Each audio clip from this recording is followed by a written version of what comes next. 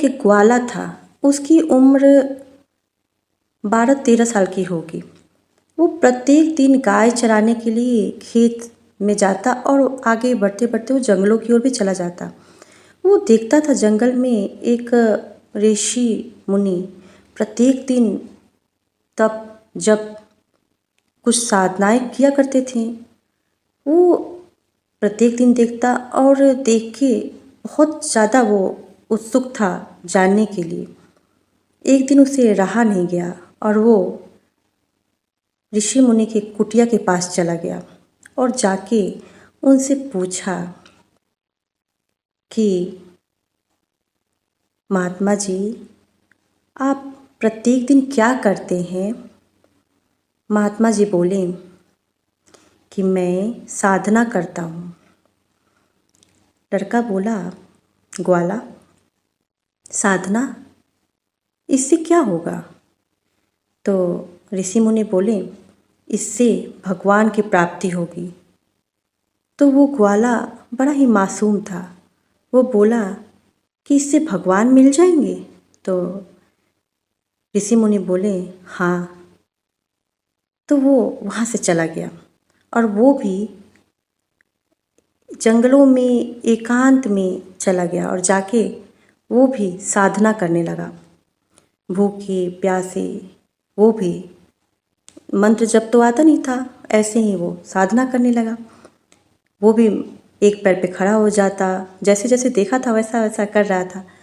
फिर वो सोचने लगा कि मैं अपनी सांसें रोककर साधना करूँगा, इससे भगवान अवश्य आएंगे। और वो ऐसा ही किया, अपनी सांसें रोक लिया, एक पैर पे खड़ा रहा और साधना करने लगा। इतनी कम आयु में ऐसी कठिन साधना करते थे, भगवान तुरंत प्रकट हो गए और उसे रोकने लगे।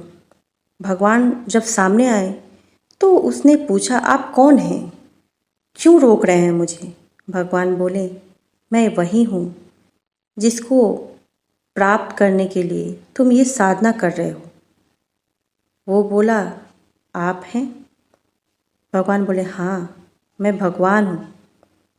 वो तो कभी भगवान को देखा नहीं था, जानता भी नहीं था, कभी उसने ज़िंदगी में पूजा पाठ की नहीं थी। तो बोला कि ठीक है, आप भगवान है तो यहीं रुकिए, मैं अभी आता हूँ। अरे हाँ, आपको कहीं भागना नहीं है, मैं अभी रस्सी से बांध दिए देता हूँ। और उसने क्या किया, भगवान को बांधने लगा पेड़ से। और भगवान भी देखिए, निश्चल हृदय भक्ति और प्रेम से वो भक्त के हाथों बंध भी जाते हैं। और ऐसे में वो भगवान को बांध करके दौड़ के ऋषि मुनि की कुटिया में गया और सारी बातें बताया। ऋषि मुनि तो आश्चर्यचकित हो गए और वो उसके साथ दौड़ते हुए आए। जब ऋषि मुनि आते हैं तो पूछते हैं, कहाँ है भगवान? कौन से पेड़ से तुमने भगवान को बांध के रखा है? वो लड़का दिखाता है। भगवान उस ग्वाले को तो दिख रहे थे, लेकिन ऋषि मुनि को नहीं दिख रहे थे। फिर उसने कहा, यहाँ तो है, यही तो है। फिर वो ऋषि मुनि बोल रहे हैं, मुझे तो कोई दिख ही नहीं रहा। लड़के ने पूछा भगवान से, ये क्या क्या चल रहा है? तो भगवान समझाए कि मैं सिर्फ केवल तुम्हें दिखूंगा, इन्हें नहीं। मित्रों, भगवान सच में प्रकट होते हैं। वो प्रकट ही हैं हर जगह। उन्हें देखने के लिए तो संसार की आंखें मूंदनी पड़ेगी और हृदय का द्वार खोलना पड़ेगा। उन्हें देखने के लिए हृदय की आंखें चाहिए, सच्चे हृदय की, निश्चल हृदय की, प्रेम की। बोलिए जय श्री बांके बिहारी लाल की जय।